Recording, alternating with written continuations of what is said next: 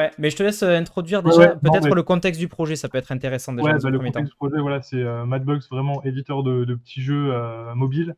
Alors, je pense qu'il le prendra pas mal si je dis ça, parce que c'est un peu la vérité, c'est que à la base, ils ont fait beaucoup de jeux quanti, donc faire beaucoup de jeux en peu de temps, histoire de faire pas mal d'argent avec la publicité notamment.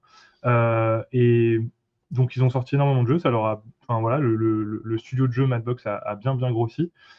Et nous, quand ils nous ont appelé, c'était un tournant un peu pour eux où ils voulaient arrêter un peu de faire du quantitatif et voilà, se poser un peu plus sur des jeux et faire des jeux un peu plus quali. Alors, dans leur, euh, dans leur référence à eux, ils adorent ce que peut faire le studio Supercell, ceux qui ont fait Clash of Clans, etc. Des jeux comme ça qui sont quand même très, voilà, graphiquement très sympas. Euh, donc, ils voulaient vraiment avoir un site qui, on va dire qu'ils level up un peu le design de ce qu'ils avaient actuellement. Et le but du site, c'était vraiment d'essayer de plonger les gens dans un univers, leur univers, ce qu'ils appellent leur Mad Universe. Voilà. Donc c'était vraiment l'idée. Et donc quand ils nous ont contactés, en fait ils nous ont contactés pour une raison à la base, c'est qu'ils aimaient beaucoup le site de Zenly, qu'on avait pu faire une année à peu près ou une année et demie auparavant. Et ils aimaient beaucoup le globe qu'on avait pu faire. Et en fait, pour la petite histoire, quand ils sont venus nous voir, ils nous ont dit ouais, on voudrait un globe sur notre home et tout. Et nous, on n'était pas trop chaud de refaire un globe en fait. Du coup, on n'y a pas forcément échappé en soi. On peut apparenter ça à un globe, mais on a quand même proposé quelque chose d'un peu différent en se disant est-ce qu'on ferait pas plutôt une planisphère ou voilà, où on explore un truc un peu différent pour le coup.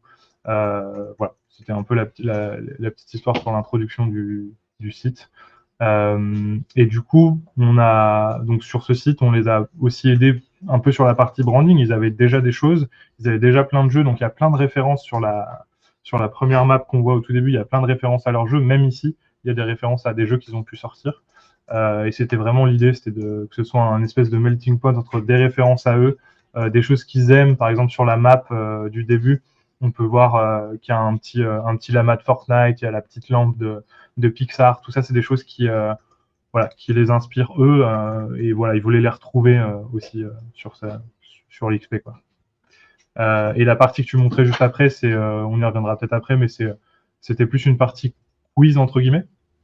En fait, c'était assez important pour eux que ils voulaient qu'on fasse un petit jeu. Alors, le petit jeu, il est assez linéaire au final. Il n'y a pas un gameplay de fou. Tu passes juste entre des îles et tu réponds à des questions. Ouais. En fait, ce qui est vraiment couplé, c'est la mécanique de jeu avec l'idée d'apprendre des valeurs à propos de l'entreprise, etc. Parce qu'il faut savoir D'accord. que ce site, il est quand même à destination, on va dire à 80% pour le recrutement, quoi. Donc Ok. l'idée, c'était vraiment de donner envie à des développeurs, à des créatifs, enfin à des designers de venir les rejoindre, quoi. Ok. Ok, bah écoute, merci beaucoup pour cette petite présentation en préambule, c'est assez, qui est relativement complète.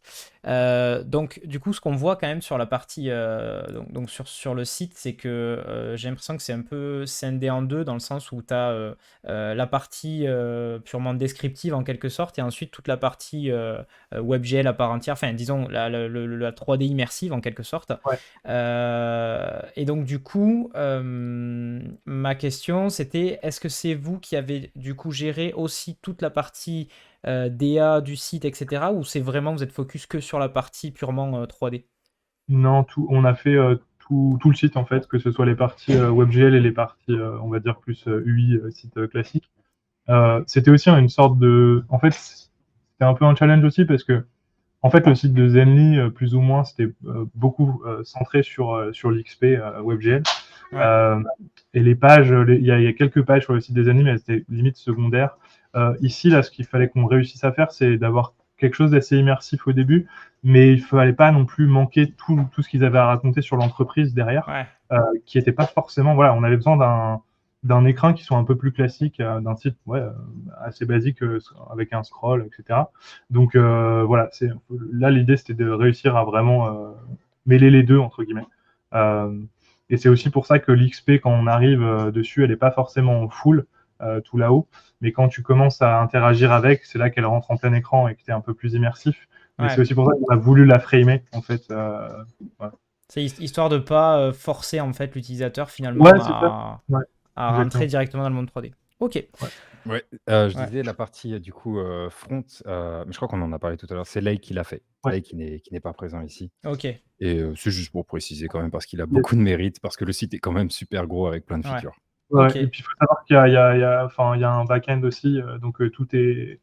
Il y a Prismic qui a Mhm. un CMS derrière, voilà, pour gérer Ouais. tout le contenu. Donc c'est vrai qu'il y a eu quand même beaucoup de boulot. Ok. Donc c'est Ouais. au niveau techno très rapidement. Du coup, Bruno, c'est donc vous avez du Prismic CMS headless en back en quelque sorte, et ensuite Mmh. devant il y a quoi? Vous avez il y a un framework Vue ou il y a quelque chose de Alors, je particulier? suis à peu près sûr, ça fait un petit moment et justement, moi, je m'occupais que de la partie WebGL, mais si je dis pas de bêtises, Lei a utilisé Vue avec, du server-side rendering. Mhm. Effectivement, donc headless CMS ou, avec Prismic qui a priori pouvait quasiment tout gérer sauf les requêtes un petit peu spéciales du client, mais il y a toujours moyen un petit peu de tweaker Mhm. et l'hébergeur, je crois que c'était du coup Madbox qui s'occupait de l'hébergement. Je crois pas qu'il y avait de choses Ouais. particulières à ce Ok. niveau-là et bah, le WebGL avec, Du Three.js. tri. Ok. Ouais. Globalement, le projet, ça vous a pris à peu près combien de temps? Alors, en fait, le projet était censé prendre. Je vais parler grossièrement des dates, mais parce que je me rappelle plus trop non plus. Et On a commencé en début février, je crois. Ouais, début février, et je crois qu'il était censé prendre 3 mois, et au final, il a plutôt pris 5 mois. D'accord. Alors, c'était pas forcément 5 mois full, etc. Au début, il y a eu beaucoup de. En fait, au tout début, il y a eu aussi toute une partie où on a un peu parlé de concept, parce qu'en fait, ils savaient pas forcément trop quoi faire. Donc, nous, on est venu avec des concepts, Ouais. eux aussi. Donc, il y a eu pas mal d'échanges là-dessus. Et après, il y a un truc aussi, c'est que ils avaient quasiment aucun asset qu'on pouvait réutiliser, en fait. Mhm. Donc, tout ce qu'on peut voir, même sur la page hiring, sur le site où il y a toutes les 3D des petites mains, etc. Même il y a un moment, il y a un petit jeu de cartes, on pourra revenir dessus après. En fait, tous les assets, on a dû les créer. Donc en D'accord. fait, on avait assez peu de choses à réutiliser, même s'ils ont beaucoup de jeux. Le problème de leurs jeux, c'est qu'ils ont tous des univers un peu différents. Et du coup, ben, nous, il fallait qu'on recrée quelque chose de cohérent, quoi. Donc ça a pris, ouais, ça a pris pas mal plus de temps que ce qu'on avait pensé. Parce qu'effectivement, il y avait les parties WebGL, je pense qu'on était pas mal niveau timing dessus, même si ça a peut-être pris un peu de retard. Mais là, ce qu'on avait un peu moins anticipé, c'était la création d'illustrations pour tout le reste du site, en fait. Et les animations Et les aussi qui ont animations. pris pas mal de temps avec comment passer de cinéma 4D à du WebGL pour que ça fonctionne et tout. Ça Ouais. nous a pris pas mal. Ouais. Ok. Bah, on reviendra plus en détail là-dessus. J'imagine que ça Ouais. fait partie un peu des issues que vous avez dû régler. Ouais.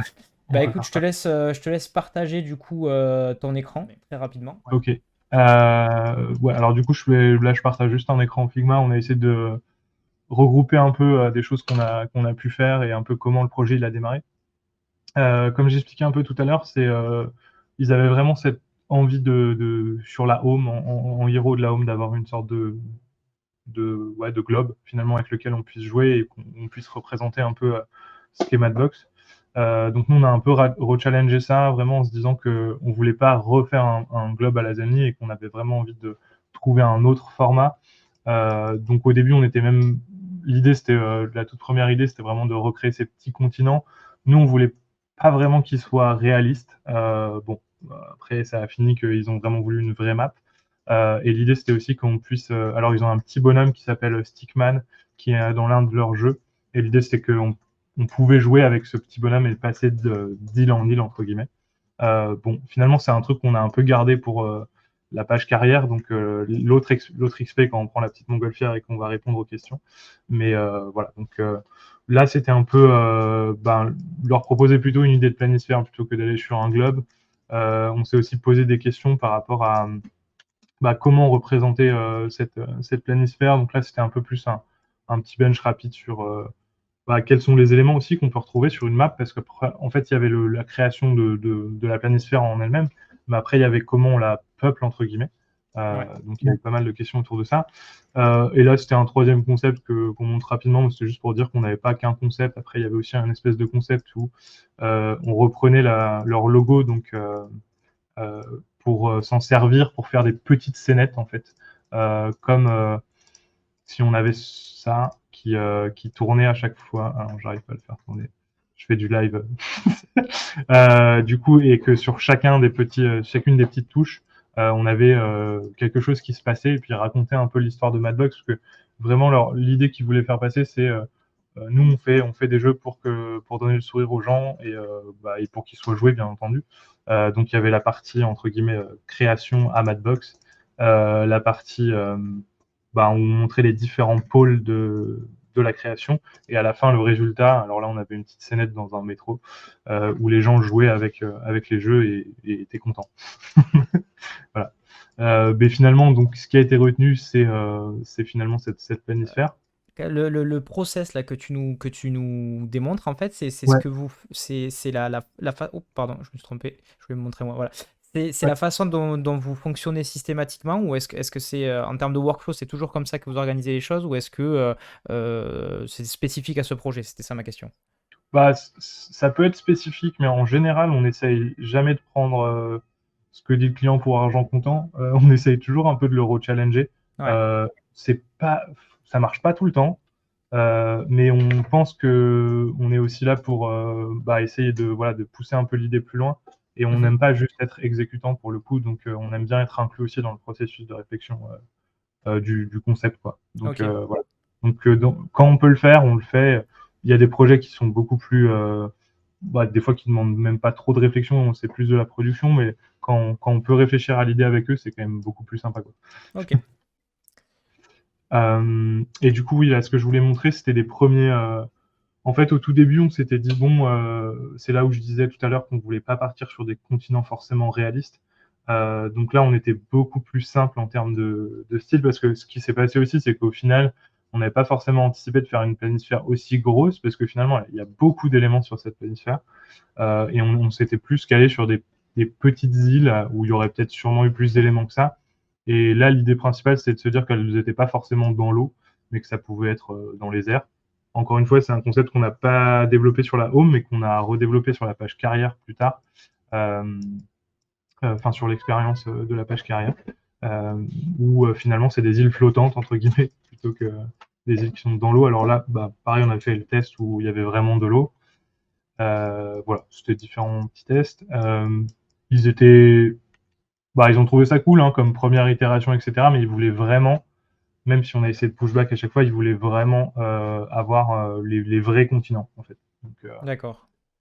c'est pour ça qu'on a commencé après à créer des vrais continents en repartant de la vraie planisphère et voir comment on pouvait venir peupler ce petit monde en étant à la fois un peu réaliste et en plaçant peut-être des monuments un peu connus et puis aussi pas mal d'éléments, comme je disais tout à l'heure, des références de gaming, etc. Ou des petits jeux que eux ont pu faire. J'avais mis ça aussi entre les deux parce que il y a eu un petit tournant aussi à un moment donné sur on va dire le visuel de la planisphère, c'est que au début on était très très plat comme ça et à un moment ils nous ont dit ouais ça fait pas assez gaming etc. Donc on s'est un peu replongé sur des refs euh, et on s'est aussi aperçu que dans pas mal de jeux de plateforme notamment il y a beaucoup cette idée de level entre guillemets de différents niveaux entre des plateformes et c'est pour ça qu'on est revenu après avec cette idée de faire des sortes de strates comme ça, qui donnaient en fait beaucoup plus de relief à la map qui à la base était très très plate. En fait, quand on regarde ça, c'était très plat. Et ce qui a donné à la fin voilà, quelque chose où justement on commence à avoir voilà, différents niveaux. Donc les continents, on les a un peu cassés comme on avait envie de les utiliser et en essayant de donner plus de volume en fait à la map.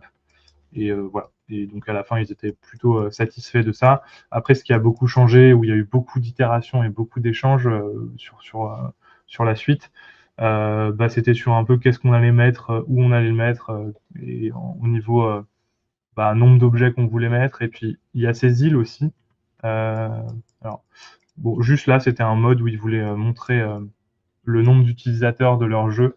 Mhm. Alors, bon, à la base, on parlait de temps réel, ça s'est pas fait en temps réel, c'est un peu plus, on fake un peu le truc. Mais de toute façon, ils n'avaient pas forcément les moyens techniques de montrer la data en réel, donc on l'a pas fait. Mais ils voulaient vraiment montrer qu'il y avait beaucoup de players autour du globe. Et c'est aussi une des raisons pour lesquelles ils ont vraiment voulu que ce soit une map, une planisphère réelle de la Terre. Ok. Et bah ça c'est plus ou moins là. Alors j'ai laissé les petits gribouillis, mais c'était aussi pour montrer ce qui se passe de notre côté quand on fait des itérations. Alors c'est pas forcément très clean, mais nous ça nous parle. Et en fait, je reparlais un peu des petites îles qui sont ici. En fait, ces petites îles, c'est vraiment le process qu'a Madbox quand il crée des jeux. D'accord. Donc il y avait vraiment cette île qu'on appelait l'île de l'idéation, donc la Creativity Island. Donc quand on clique dessus, donc on peut zoomer. Et c'est vraiment ça le process. C'est voilà, il y a des idées qui vont être challengées et qui vont essayer d'être développées. L'île d'après, c'est vraiment ce qu'ils ont appelé l'île de l'automatisation, où ils vont essayer de mettre en place ce jeu et le développer, etc. Et puis après, il y a cette île qui s'appelle Scale Island, où là, Bruno nous a fait une magnifique animation de lancement, qu'on ne voit pas là parce que, ouais, il faut que j'agrandisse un peu la fenêtre. Donc là, c'est vraiment sur le launching de l'app, du jeu en l'occurrence. Ouais. Et l'idée, c'est vraiment que ce soit une sorte de petit circuit. Donc il y a les petites idées qui sortent ici. Et qui vont directement donc dans l'île de l'automatisation. Et ce qui sort de l'île de l'automatisation, bah, c'est des petites icônes quoi, d'app qui sont prises par le petit drone et qui sont emmenées sur l'île de lancement. Et pour juste parler de la dernière île qui est donc là c'est un peu le cimetière. Donc ça c'est un peu toutes les idées qui ont pas forcément vu le jour, ou même des jeux qui ont été juste killés parce qu'ils fonctionnaient pas quoi. Ça fait vraiment partie de leur culture d'entreprise aussi, parce qu'ils ont développé beaucoup de jeux, et il y en a pas mal aussi qui n'ont pas marché quoi. Donc Ouais. voilà. Alors, Euh, il y a Sprint dans le chat qui demande justement par rapport à ça, combien de temps ça vous a pris de faire différentes itérations créatives, on va dire, les tests niveau design 3D, etc. etc. C'était pas si long les premiers tests, je pense. Ouais. C'était plus les itérations ensuite, parce qu'ils ont choisi tout de suite une des deux pistes. Ouais. Je pense qu'on a dû faire des tests pendant un peu moins d'une semaine. Et Ouais, ils ont choisi direct. ça a été assez rapide, ouais. Après, c'était plus, c'est pour ça que j'ai mis un peu des écrans ici. Ça a plus été vraiment plus sur du détail de comment on représente l'île en question. Ouais. Voilà, c'était plus des choix à faire à des moments. Mais cette phase-là, elle a été assez rapide, ouais. Ouais. Après, ce qui était pas mal, c'est qu'ils avaient déjà une bonne idée en tête de ce qu'ils voulaient. Ouais. Donc ça a pas mal, voilà, l'échange avec eux a été très facilité entre guillemets, parce que ils amenaient beaucoup d'idées aussi, donc c'était assez cool. Et là après, là sur la map justement, au tout début là, juste pour montrer un petit détail, mais il y avait un petit bateau qui connectait cette île-là et cette île-là. C'est ce petit bateau qui a amené les applications à être lancées. Mhm. Et en fait, on s'est aperçu que bon, c'était un peu trop compliqué de faire les animations du truc qui rentrait sur le bateau et allait délivrer ici. Donc on s'est dit, tiens, pourquoi on ferait pas un drone? Et finalement, ça a facilité à la fois l'animation, et puis même en termes de, je sais pas, ça faisait plus technologique qu'un bateau voilà. D'accord. Il y a de la physique, Bruno, dans ce projet-là, ou pas du tout? C'est pas celui-là, mais celui d'après, donc l'XP carrière, il y a de la physique, ouais. Ok. Et je vais D'accord. l'expliquer. Ok. Et une autre question, alors peut-être je suis complètement à côté, mais quand tu parles, Romain, de ces petites îles, en fait, îles de l'idéation, etc., etc., Ouais. ça me fait tout à fait penser à un Disney, à vice-versa. Je sais pas s'il y a un lien ou pas du tout. Si, il y avait une grosse référence c'est cool que tu l'aies noté, parce que c'était une des références du client en fait. Ok. Ils aimaient beaucoup ce film de Pixar, et ils voulaient absolument et c'est pour ça que les idées aussi sont représentées par des petites sphères. Ouais. Ouais, donc c'est Voilà. ça le principe, c'est que en gros, donc vice versa, si vous l'avez pas vu, c'est un super dessin animé où l'idée c'est que en gros on représente les émotions de l'esprit humain par des petits personnages qui sont là, donc la joie, la tristesse, etc., etc. Et donc avec des espèces d'îles qui sont un peu les piliers de notre personnalité. Et donc c'est une super ref, c'est un dessin animé qui est super mignon et qui est super bien fait. Je dis beaucoup super, mais j'aime beaucoup. Et donc voilà, c'est cool du coup, tu vois, j'ai noté la référence, c'est ce à quoi ça m'a fait penser d'entrée, donc Ouais. c'est cool. C'était clairement ça la ref. Euh, que dire d'autre sur cette île? Après, bon, bah, comme j'expliquais, bah, après, c'était surtout, tout à l'heure, je parlais du petit lama de Fortnite, de la petite lampe de Pixar. Après ça, c'était des petits détails sur des jeux à eux. Ils ont un jeu qui est un jeu avec des fourmis. Voilà, il y a un petit jeu où c'est qu'ils appellent Stickman, où c'est un petit personnage qui va de building en building, comme ça, un peu à la Spider-Man. Ah, il y avait un jeu de portable, je crois, Stickman, comme ça, où tu pouvais. C'était un petit personnage, ouais, comme ça, je me souviens, et tu devais touch, en fait, et tu allais de building en building, et sinon, tu Voilà, t'écrasais ouais, lamentablement, bah je là, crois. c'est exactement ça, hein. Ouais, C'est pas forcément un concept qu'ils ont créé, mais voilà, ils ont développé leur version à eux. ok. Euh, Mais comme quoi, et là, l'inspiration vient vraiment de plein de trucs, quoi. Enfin, ouais, bah, clairement, ok. clairement. Et là, tu avais le petit, ça c'était vraiment pour représenter le petit emblème de Clash of Clans, Ah oui, qui est aussi, comme on disait tout à l'heure, le studio Supercell, c'est quelque chose qu'ils avaient envie de citer entre guillemets dans le truc. ouais. Voilà, c'est plein de petits rêves comme ça, qui étaient Et marrants. ce type de rêve, t'as pas de souci de droit ou autre, de choses Ça a été, déposées?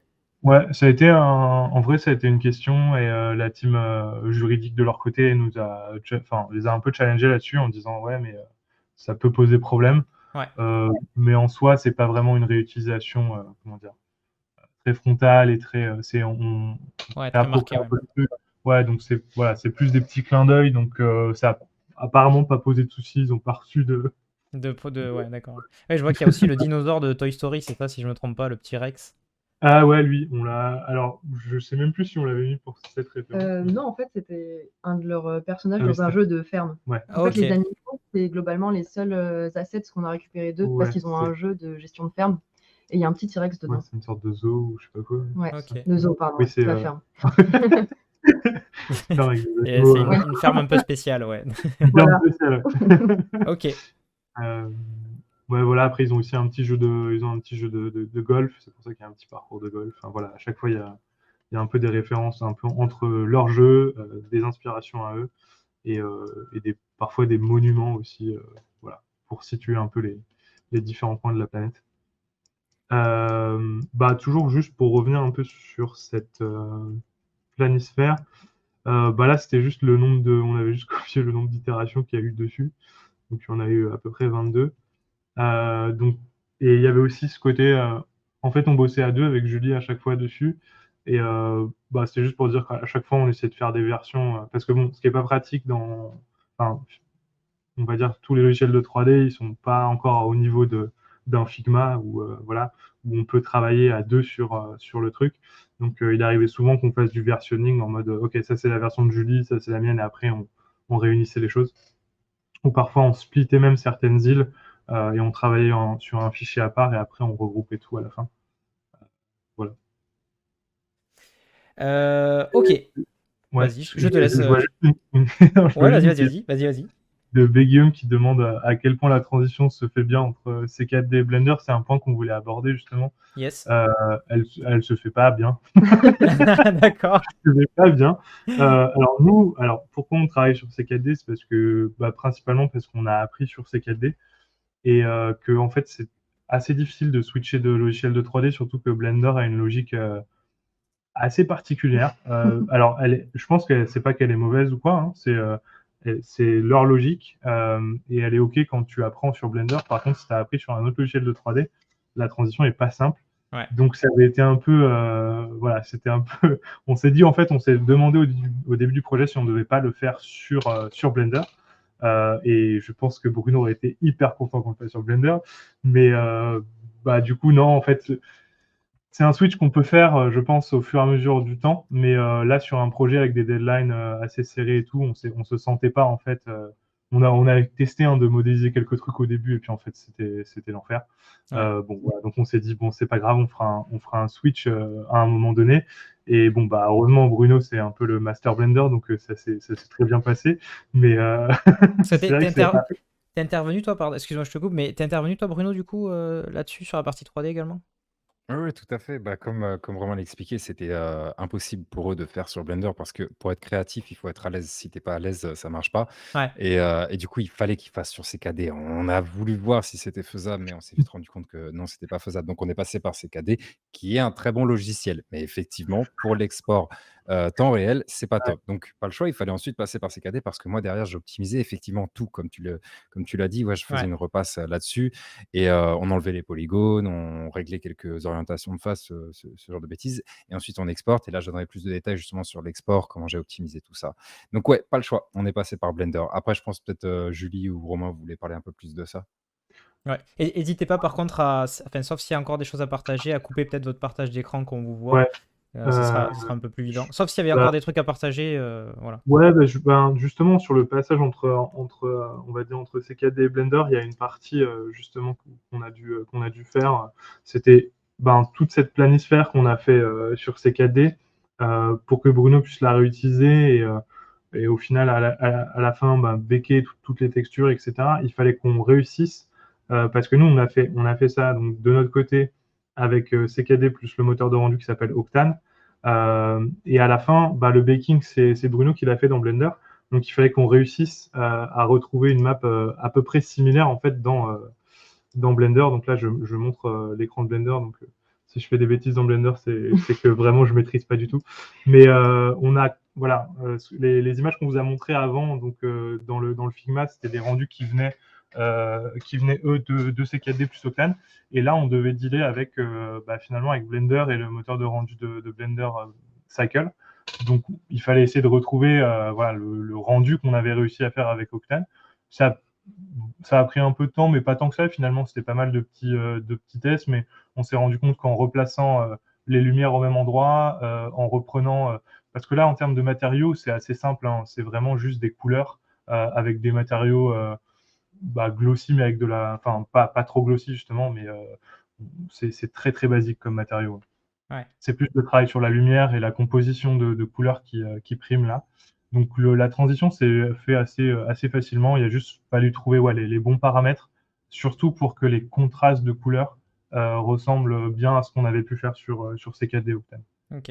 Et j'ai rapidement une question du coup qui me vient là. Quand tu parles du coup effectivement de cette transition, tout ça, de façon globale, quel serait, selon toi Julie ou selon toi Romain, le meilleur conseil que vous puissiez donner à une personne justement qui a plutôt une appétence 3D, qui souhaite voilà, bosser dans la 3D mais s'orienter sur le temps réel et plus particulièrement sur le web créatif, parce que moi je sais que j'ai déjà eu le cas. Actuellement je travaille de temps en temps avec, voilà, avec d'autres personnes sur des projets WebGL et il m'est arrivé en fait de croiser des personnes qui étaient voilà, très compétentes sur la partie 3D mais qui ne connaissaient pas du tout le côté temps réel et le côté particulièrement du web. Donc, est-ce que, je sais pas, vous conseillerez de regarder la formation de Bruno? Est-ce que vous conseillez, quel type de, finalement, de ressources est-ce qu'on peut conseiller pour s'immerger et rentrer dans ce monde-là, quoi? Moi, je conseillerais déjà de plutôt modéliser sur Blender parce qu'en vrai, c'est beaucoup plus simple pour le temps réel et puis c'est gratuit. Et Ouais. je crois qu'Octane est gratuit aussi pour Blender. Ouais. Donc, c'est quand même des gros avantages alors que c'est 4D, bon, c'est Ouais. un peu cher. Clairement. Mais ensuite, en termes de ressources, je ne m'y connais pas trop là-dedans. Enfin, pour les tutos, etc. La Ouais. formation de Bruno, hein, de toute façon, il n'y a pas mieux. Ouais, Non, en réalité, c'est vraiment ce que j'ai conseillé du coup, parce que ouais, ça aborde en fait les deux pans, même si c'est évidemment moins sur le côté 3D, mais enfin, je trouve que pour une formation qui à la base ouais, était censée être que dev, ça brosse quand même relativement bien la 3D. de ouf. Ouais, Ouais, enfin, vraiment, je pense que c'est hyper lié. Enfin, il y a. C'est ouais, je pense que c'est vraiment c'est vraiment les deux en même temps et c'est ça qui est très intéressant dans la formation vraiment, c'est que c'est aussi une formation de 3D, hein. Enfin, en fait, tu peux pas vraiment faire du WebGL si tu comprends pas comment c'est fabriqué derrière ou designé. C'est vrai que CKD c'est pas du tout quelque chose qui est fait pour le temps réel. Donc ouais, le conseil c'est si c'est pour faire du temps réel, si l'optique c'est de faire du temps réel, dirigez-vous vers Blender, hein, c'est clair. Enfin, il y a même pas à réfléchir. ok. Parce que CKD dans les exports qui peut sortir, ça va pas. Enfin, Bruno pourra en reparler aussi.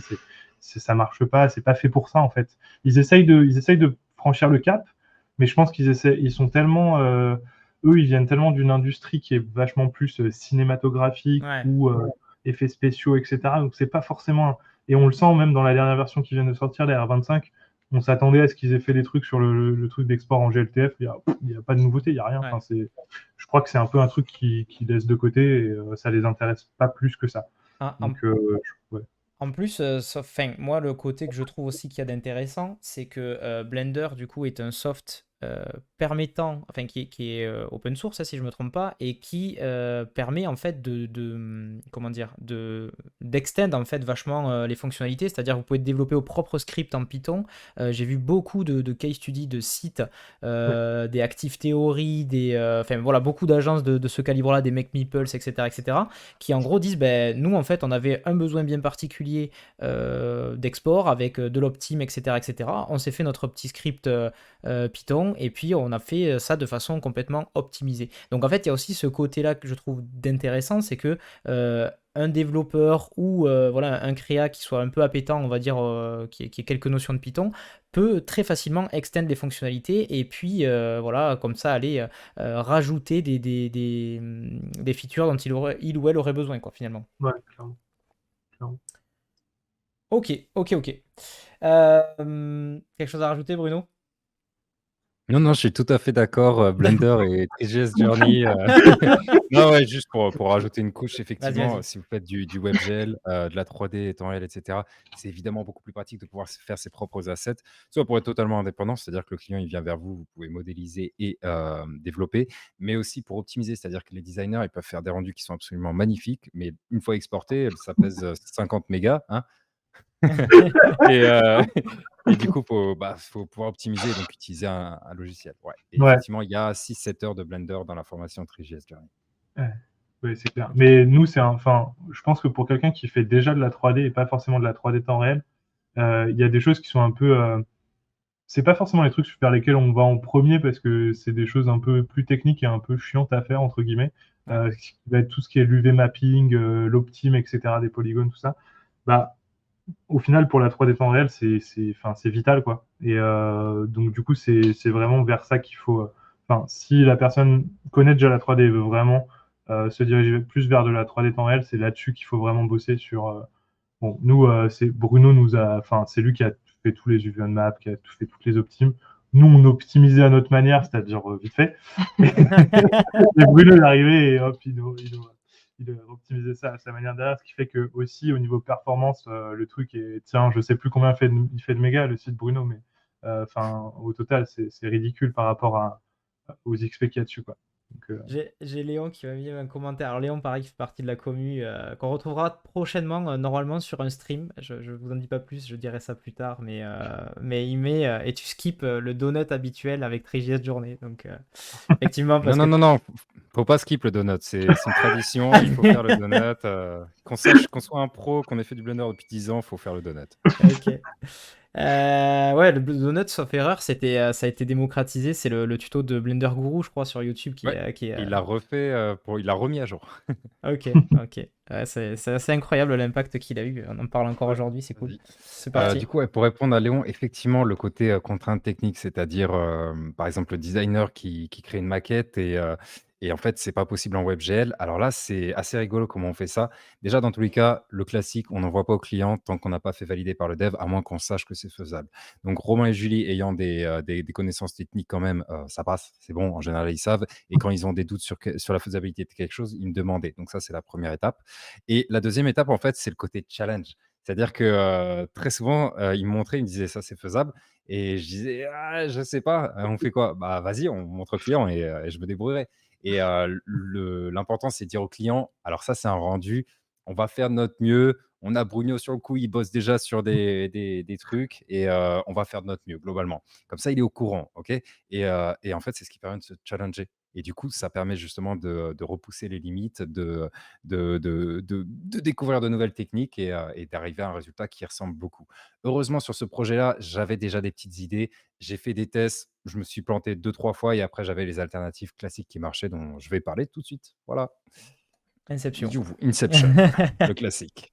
Ouais, alors du coup, bah, je peux montrer un petit peu. Je vous ai prévu 2-3 trucs. Alors, je vois plus le chat, donc Romain et Julie, je vous laisse prendre le relais Ouais. sur le chat. Attention, ils sont très actifs. Déjà, une question qu'on me pose souvent, c'est: «Il y a combien de vertices? Il y a combien ça pèse combien? Il y a combien de triangles?» et cetera.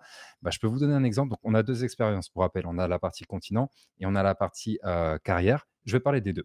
Sur la partie continent, bah, c'est simple, c'est marqué là. On a en tout 300 000 triangles et on pourrait se dire: «Mais c'est beaucoup trop». Pourquoi pas? En réalité, le WebGL gère sans souci 300 000 clients. C'est en réali clients, 300 000 triangles. Après, il y a peut-être 300 000 clients, j'en sais rien, mais 300 000 triangles, c'est carrément faisable en WebGL. La question, c'est qu'est-ce qu'on en fait? C'est-à-dire que si vous avez des rendus très réalistes avec une quinzaine de lumières, des ombres, et cetera, là, évidemment, ça va complètement cracher. Mais si vous utilisez les techniques que je vais d'ailleurs montrer juste après, là, ça passe. Il y a pas trop de soucis. Le problème d'avoir autant de triangles, de vertices, et cetera, c'est le poids du fichier. L'avantage ici, c'est que, j'exportais pas grand-chose, avec ces fichiers-là, à part justement, les UV et je vais expliquer après les normales, mais dans un autre cas. Donc on n'avait finalement pas tellement de data sur chacun de ceux-là. Donc, du coup, le continent, c'était, 307 000 triangles, donc c'est ce que vous voyez là et niveau poids, je vous ai fait un petit screenshot qui devrait tourner par là. On est à du 11 mégas. 11 mégas, donc on pourrait se dire: «C'est bien», mais en réalité avec la compression, côté serveur, gzip, on tournait sur du 5,2 mégas. 5,2 mégas, pour l'expérience WebGL. Tous les assets, textures, modèles, il y a que ça finalement. Il y a peut-être d'autres trucs que j'ai pu oublier, mais du coup 5,2 mégas. C'est rien du tout. C'est l'équivalent de quelques images pas trop optimisées. Vous prenez un screenshot sur Mac, il fait à la moitié de ce poids-là, donc c'est absolument génial et dans tous les cas, en fait, l'expérience, si vous avez remarqué, elle démarre avec une petite animation, ce qui est l'occasion de charger discrètement derrière et si c'est pas chargé parce que, je sais pas, le la personne a une très mauvaise connexion, hop, on affiche un petit loader le temps que ça finisse de charger, même si c'est très rare, sauf comme tout à l'heure, comme l'a eu Anto, mais c'est la première Pourtant, fois je que je suis voyais ce fibré. loader. Pourtant, je suis fibré, mais je suis pas peut-être l'upload du stream, je sais pas. Ouais, il y a peut-être eu un bug et en fait, j'étais même pas au courant de ce loader parce que c'est Lei qui s'en est occupé. C'était un À petit ce easter sujet-là, egg. du coup ouais, grave. À ce sujet-là, du coup, moi, j'ai fait que la partie WebGL et en fait, ce qu'on a fait, c'est qu'on bah, c'était l'avantage, Madbox, on était entre copains, on se connaît un peu, on commençait à avoir un peu d'expérience, notamment avec Zenly. On a tout optimisé, même si c'était en période de confinement, on essayait de venir à des moments quand même qui arrangeaient, où on était tout le temps sur Slack à discuter, et à s'envoyer des tests et cetera. Tout le monde était super actif et du coup, entre Lei, entre Julie, entre Romain, entre moi-même, on n'arrêtait pas de s'envoyer des trucs à faire des tests. Lei intégrait mon WebGL, Julie m'envoyait de nouveaux, modèles, on testait, je lui disais: «Change ci», hop, elle m'envoyait un nouveau modèle, c'était nickel, on avait l'animation et ça donnait ça, quoi. Au niveau du carrière, on a beaucoup moins de triangles, mais j'ai un doute, je me demande si j'ai pas oublié quelques éléments, mais ça tourne dans les mêmes quantités, avec, des poids aussi, dans ce genre-là. Et du coup, donc ouais, ça c'était la partie continent et ça c'est la partie carrière qu'on a vu brièvement d'ailleurs, il me semble, juste avant. Donc c'est celle-là et je vais vous parler de tout ça tout de suite.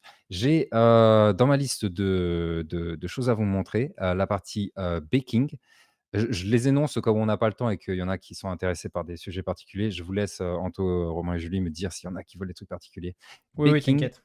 madcap, la fumée de la fusée et les rivages, autour des continents et les collisions, enfin le côté, jeu, sur la partie carrière, comment j'ai géré les collisions, comment j'ai un peu automatisé ça. Pour parler de la partie baking, donc effectivement, la question était, est-ce qu'on peut faire un rendu qui rend aussi bien que sur Blender? C'est très proche. Oui, c'est pas exactement pareil, mais on a quand même réussi à avoir un truc super proche et c'est quasiment que grâce au baking. Le baking, c'est simple, ça consiste j'ai prévu quelques screenshots. Le baking, ça consiste premièrement donc il y a le modèle qui rend très bien dans ces 4D, dans Blender, il est très joli. Ça consiste déjà l'unwrap, c'est-à-dire qu'on déplie toutes les géométries, on fait, comme si comme un bonbon, comme le papier d'un bonbon, comme un origami. On déplie tout ça et en fait, après, on fait un rendu, mais pas un rendu classique depuis une caméra. L'idée, c'est qu'on fait un rendu, hem, de, comment dire? Des reflets, des couleurs, de tout ça, version bonne qualité, donc avec Cycle sur, Blender, mais le rendu, on le fait directement dans une texture qui correspond au découpage que vous avez fait, avant. Donc on unwrap et en fait, on fait le rendu des pixels directement dans cette texture. Donc en fait, ce que vous voyez, c'est pas des vraies ombres, c'est pas des vrais reflets, c'est pas des vrais rebonds de lumière, c'est une texture, béquée. On parle de baking. Le souci de ça, c'est évidemment que si, je sais pas, le toboggan, il décide de se retourner, et ben là, ça marche plus. Donc là, je vais montrer, la deuxième technique qu'on a fait, notamment, par exemple, pour la roue. On voit que la roue tourne. Si vous regardez l'ombre, elle reste en bas. Donc a priori, j'ai pas utilisé le baking et effectivement, j'ai pas utilisé le baking sur la rouge, j'ai utilisé la technique que je vais vous montrer après. Alors que sur cette partie-là, là, j'ai utilisé le baking et là, on peut voir justement qu'il y a des belles ombres, il y a des rebonds de lumière, le jaune, il influence, les parties en dessous et cetera et cetera. Donc ça, c'est le baking. Le souci du baking, c'est premièrement, bon, bah, pas d'ombre dynamique, pas de lumière dynamique. Nous, c'était assumé, il y avait pas trop il y avait pas de gros éléments qui tournaient, il y avait pas de lumière qui tournait, le soleil, il pouvait pas se coucher, donc ça allait. Hem et j'allais dire quoi? Le deuxième souci, c'était du coup le poids des images. Les images, là, tout ça, je me souviens plus exactement, mais je pense qu'on tourne sur, peut-être une douzaine d'images qui varient entre du 512 par du 512 à 2048 par 2048. Ça fait beaucoup d'images et on peut pas trop les dégrader, juste un peu quand même, on compresse, mais pas trop, sinon ça commence à être moche. L'astuce, ça a été d'utiliser la compression Basis. Basis, c'est un format, de texture qui est fait pour justement être envoyé sur le GPU. Le GPU qui s'occupe de faire tous ces rendus. 2 avantages, premièrement, c'est extrêmement léger. Deuxièmement, ça s'envoie sur le GPU plus rapidement. Quand vous lancez un site WebGL et que là, soudainement, votre site, il a l'air de friser pendant 1, 2, 3 secondes, c'est à cause justement, en général, du chargement de tous les assets, c'est-à-dire les géométries, les textures et cetera sur le GPU, mais vraiment principalement les textures.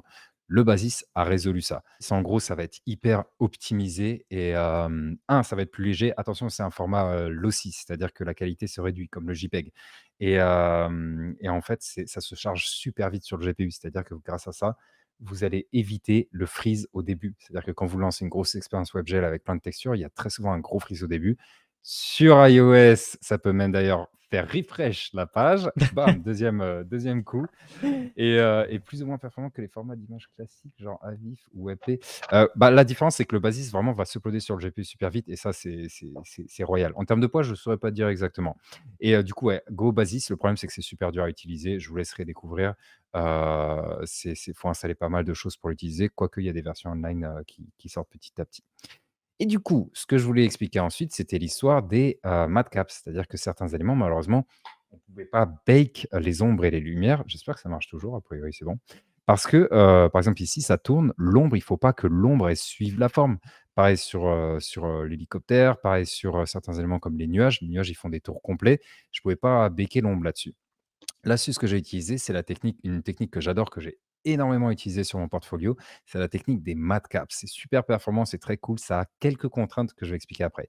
L'idée, c'est que vous prenez les matériaux que vous voulez avoir en version matcap et vous faites un rendu qui ressemble à attendez, comment je peux l'ouvrir? Qui ressemble en fait à ça. C'est-à-dire que vous mettez la caméra juste en face et vous faites un rendu et vous obtenez après il faut évidemment tweaker, la distance du sol pour les rebonds de lumière, les lumières elles-mêmes, le matériel pour, justement avoir un rendu qui convient par rapport aux attentes et ça vous donne une image comme ça. Alors là, j'ai fait une image grande, mais en réalité, les images, elles sont toutes petites. Je crois que c'est du 56 par 56 ou quelque chose comme ça. Enfin bref, c'est extrêmement léger et l'idée, c'est que pour appliquer des couleurs, une texture sur l'élément, ça va se faire par rapport à la normale. Les normales, c'est ça. Sur une géométrie, les normales, ça indique où est l'extérieur de la géométrie. Si une normale pointe vers la caméra, ça va piocher directement sur le milieu de l'image. Si une normale pointe plutôt sur le côté, par exemple là, vers la droite, ça va piocher la couleur ici. En fait, la texture sert de référence par rapport au normal pour colorier en fait votre géométrie. C'est hyper performant parce que vous envoyez juste une toute petite texture et vous pouvez l'utiliser sur l'entièreté d'une géométrie. Donc niveau perf, c'est absolument génial. C'est rapide à charger. J'ai aussi utilisé les bases dessus parce que pourquoi pas, ça permet de les charger encore plus vite sur le GPU et de les réduire. Et globalement, ça rend super bien. À nouveau, il y a quelques petits soucis. Par exemple, si vous décidez d'éteindre la lumière, bah, vous ne pouvez pas parce que la lumière, elle est piquée directement dans la matcap. Là, on pourrait se dire du coup, mais alors comment est-ce qu'on a fait? Si vous appuyez sur la touche espace, vous avez ça qui se passe. Vous avez la version nuit qui simule un petit peu tous les utilisateurs qui sont actifs à travers le monde. Bah, là, en fait, il y avait 2 possibilités. Soit vous faites une autre matcap et en fait, vous faites une transition entre les matcaps. Donc là, à ce moment-là, il faut faire un shader custom. Si vous ne savez pas c'est quoi les shaders, prenez la formation Trigi's Journey. Ça y est, je l'ai glissé. Soit justement, moi, ce que j'avais fait, bah, j'en parlais, je parle de la technique des matcaps, mais en réalité, c'est pas ce que j'ai utilisé. C'est-à-dire que ce que j'ai fait, en fait, c'est que j'ai appliqué un petit filtre à nouveau dans un shader directement qui crée une teinte un petit peu bleue.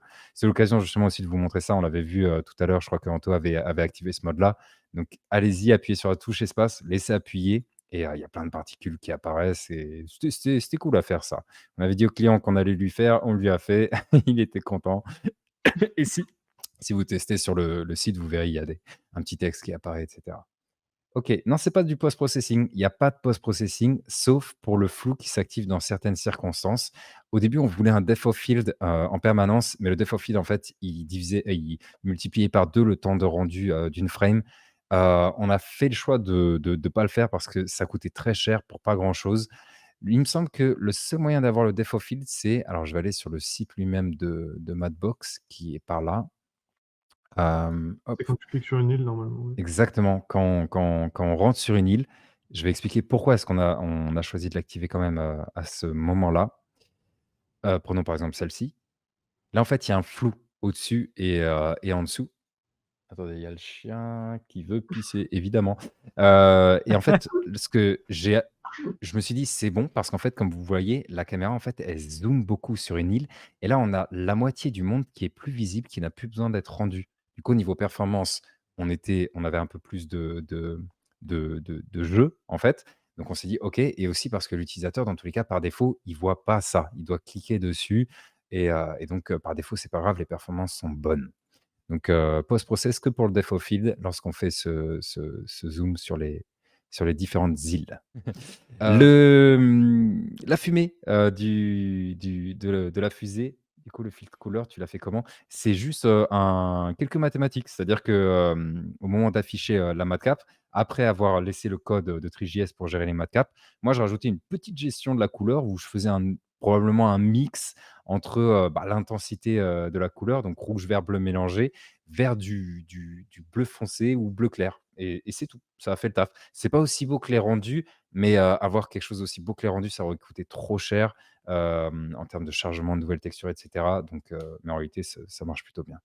Du coup, comment est-ce que j'ai fait toutes ces petites sphères qui composent la fumée de la fusée? Je peux vous remontrer la fusée, elle est par là. L'idée, c'est qu'en fait, il y a une animation qui se joue, régulièrement.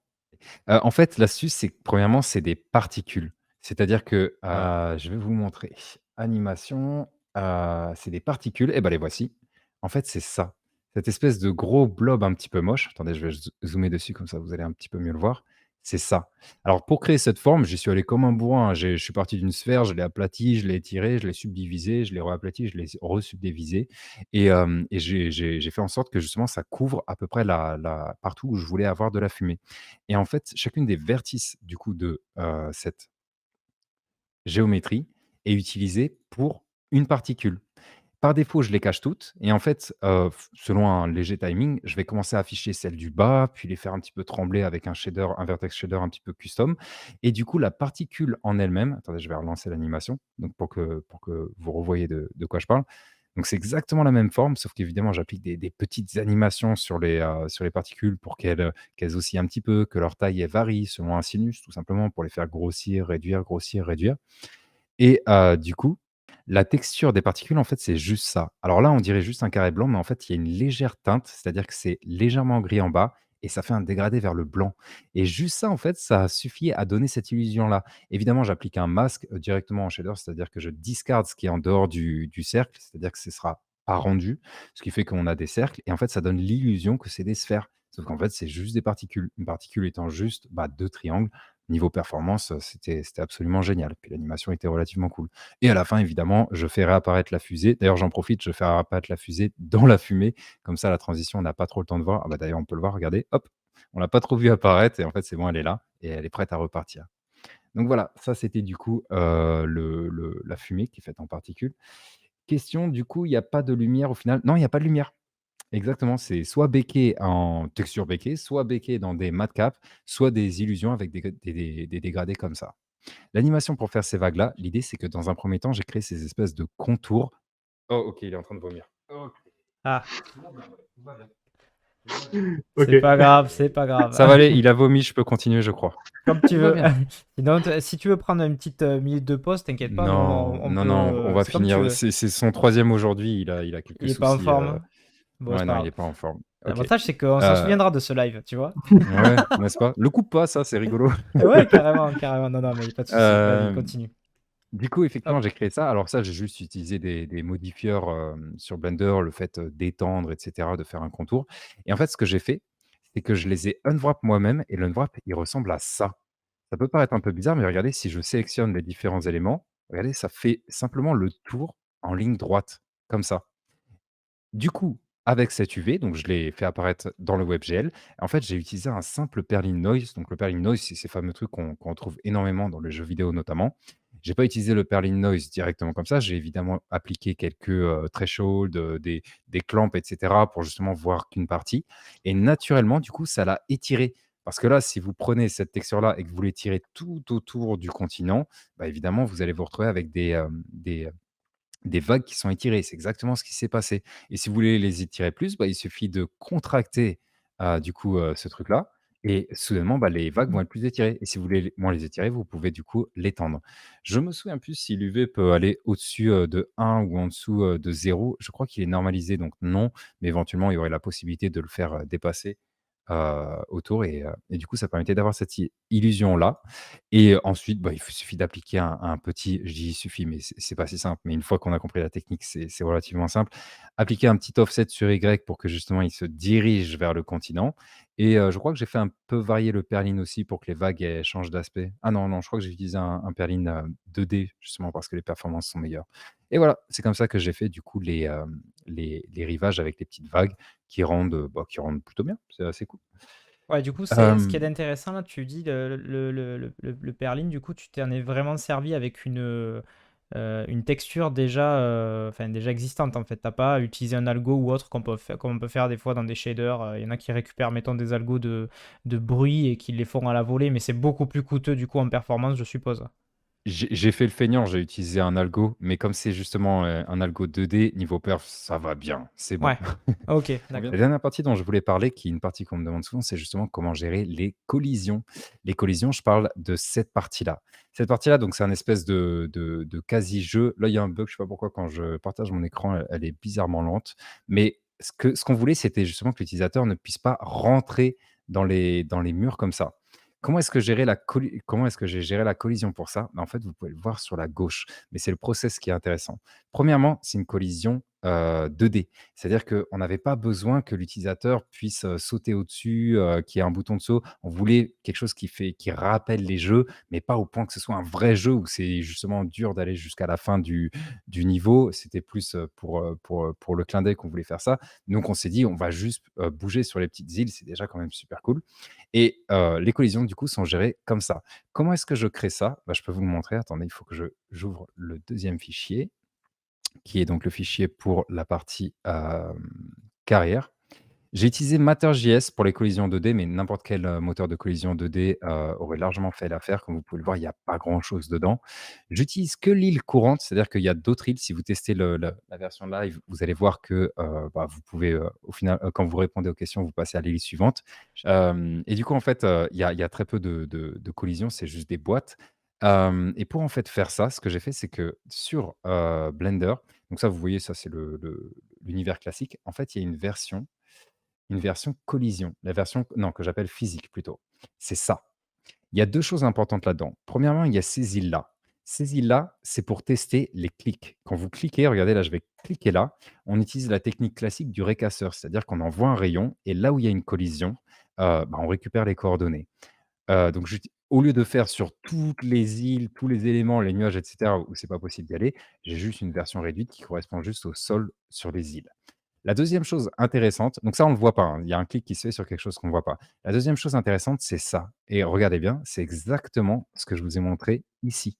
Si vous regardez d'en haut, vous voyez que ça correspond pile poil à ce que je viens de vous montrer. Attendez, je vais cacher ça. Voilà, c'est ça. Là, par exemple, cette île-là, c'est ce qu'on a là. parce que j'allais pas m'embêter à placer en code chaque bloc. Ça aurait pris vraiment longtemps, donc ça m'aurait absolument pas arrangé. Ce que j'ai fait, bah, d'ailleurs, je crois que Anto, tu t'en parlais de ça, c'est que j'ai fait un petit script Python. Python, c'est pas mon fort, mais pourtant j'ai réussi à me débrouiller un petit peu, Mhm. qui exporte toutes les primitives en un JSON. Et le JSON, du coup, je le récupère dans l'expérience, je le parse, et pour chaque élément exporté de ce JSON, je me dis: «Ah bah ça, c'est un cylindre». Alors j'ai un peu fait mon bourrin, je savais pas comment faire autrement, mais en fait, s'il y a marqué cylinder, je sauvegarde que c'est un cylindre. Je récupère son scale, sa position et sa rotation, et j'applique la même chose sur l'univers Matter.js, sur la version collision ici. Alors du coup, par exemple, le cylindre, ça devient un cercle. Le cercle, il y a même pas besoin de le tourner. Alors que la boîte, bah, là, j'applique la position, le scale et la rotation, et du coup, ça a permis de créer l'univers extrêmement vite parce que moi, je pouvais faire apparaître tout en même temps, me mettre au-dessus et me dire: «OK, bah, ça, hop, j'ai un espèce de stand ici, hop, je le mets là. Là, pour le bord, je le mets là. Là, ça, je le mets là». On évite les courbes, on utilise plutôt des box, des carrés, ce genre de choses, et bah, parce que c'est mieux pour les performances et que, dans tous les cas, techniquement, on est un peu contraint à utiliser, des primitives. Et du coup d'accord, NVIDIA, merci. Et du coup, bah, voilà, c'était simplement la technique que j'ai utilisée. Et si on passe du coup à l'île suivante, ça charge l'autre île avec les autres collisions. Au passage, très important, menu de debug, ça je l'ai pas mis dans les trucs, mais il y a rien de plus important quand vous faites une expérience WebGL, d'avoir un bon menu de debug qui permet de gérer un petit peu tout, les couleurs de ceci, les couleurs de cela, et notamment ce que vous voyez là, c'est la partie physics que voici, pour pouvoir débugger facilement. Ah, il y en avait un autre sympa, regardez. J'active le mode caméra debug, hop, je peux me balader et regardez, je peux bouger les personnages. Comme ça, on pouvait facilement les mettre où on voulait. Même les designers pouvaient facilement choisir la position des différents éléments. J'ai aucune idée de ce que c'est que ce truc-là. Et du coup, ouais, outil de debug, je crois que j'ai utilisé, c'est pas TwigPaint. Non, j'ai oublié, mais il y a plein de solutions. On en apprend quelques-unes d'ailleurs dans la formation TriJS Journey. Et je Et crois que j'ai fait le celui-ci, tour. Ouais. excuse-moi, juste celui-ci, du coup, là où on voit avec les espèces de gizmos, etc., ça, c'est nativement dans la lib, en fait, que tu as pu. Enfin, en Ça, c'est utilisant. géré par TriJS. Ça s'appelle le Transform Control, si je dis pas Ouais, de bêtises. ok, Et vous l'associez à un objet, et hop, c'est bon, vous pouvez bouger l'objet comme vous voulez. Mais évidemment, ça, je l'active que si le menu de debug est activé. Et le d'accord. menu de debug, on l'active en mettant dièse debug à la fin. D'ailleurs, petit easter egg, vous pouvez faire ça sur quasiment tous les sites que j'ai développés. Vous mettez dièse debug dans l'URL, enfin la partie les sites WebGL que j'ai développés, vous mettez dièse debug dans l'URL et normalement vous avez le menu de debug qui apparaît. Ok, Voilà, d'accord, ben merci pour la petite précision, du coup. c'est Ok, fini. ok, ben il a fini, c'est parfait. Il a fini. Ok, bah écoute, merci beaucoup pour la presse. Ben voilà, c'est assez détaillé du coup. J'ai vu passer une question de Sin qui disait est-ce que la solution navigation mesh aurait-elle fait un gain de perf ou est-ce que cela ne vaut pas la peine? Qu'est-ce que c'est que Navigation Mesh? Je veux bien que tu précises du coup, Sin, si tu peux juste rapidement préciser. Après, Major qui dit est-ce que c'est pas d'Adjui? Donc celui-ci, on a effectivement répondu que non. Non, c'est pas Euh, d'AGUI. ouais, voilà. Donc, je sais plus C'est si tu as évoqué GUI5, voilà. GUI5. GUI5, je vais vous le Ok. mettre dans le chat. GUI5. Après, Mademoiselle Martins, pour ce type de projet, il faut combien de temps? Ça, on avait répondu en début de stream, c'était en tout et pour tout. Il y avait 4-5 mois, tu m'avais dit, Romain, c'est bien ça? Ouais. Voilà, donc je regarde, mais je pense que voilà, tout le monde a à peu près répondu. Ouais, c'est bon, on a répondu à peu près à toutes les questions. Pour Ok, le temps de développement du WebGL, c'était une quarantaine de jours, si je dis pas de bêtises. d'accord.